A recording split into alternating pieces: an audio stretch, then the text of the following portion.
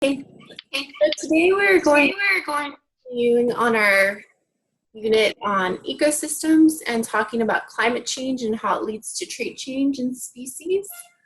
And we're going to be talking about a local phenomenon local to California. We're going to be exploring, we're going to be doing a group activity on symbiosis and adaptions and exploring the effect of climate change on species. We will share findings with our class, and by the end of the class, we will complete an activity that will channel our inner Bob Ross. So, we're going to be talking about the speciations of salamanders in California. And salamanders first began to migrate down into California millions of years ago. And so we have a picture of a salamander. We'll name her Betty. And then we have another salamander, which is her identical brother. We'll name him Brutus. And as adolescents do as time went on, they decided to go their separate ways. Betty liked the ocean, so she went down to the coast. Brutus didn't care for sand in between his toes, so he chose the mountains. And so as many generations went on, they began to look different.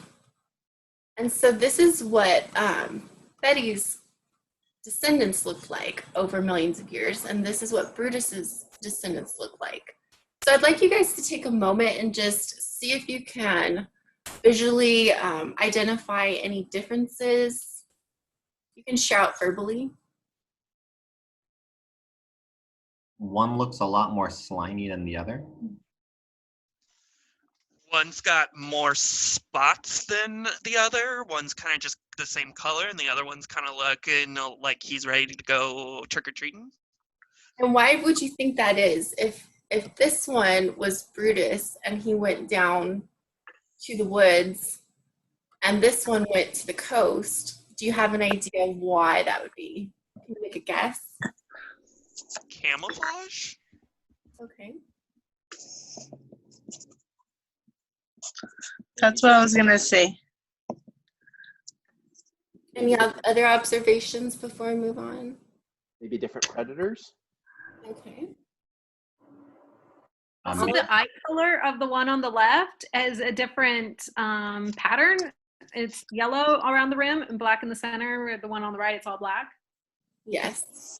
The one on the sand is a really bright color, which like kind of stands out from the sand. So maybe he's like warning predators that he's real buff and not to mess with them. Yeah. So those are all good observations. This one relies a little bit more heavily on camouflage. That one relies on scaring their predators. And we'll explore that more in our explain portion of our lesson. So as we transition to our group activity, I will go over the directions briefly with you guys. I want you to be thinking about the relationship between the species and the biome. I want you to be thinking about what adaptations might be necessary for your animal to survive in the biome that your group gets. I want you to find evidence in content that we've covered to support your claims. And so as we continue on, I'm going to break it up into groups of 3 to 4 and assign roles.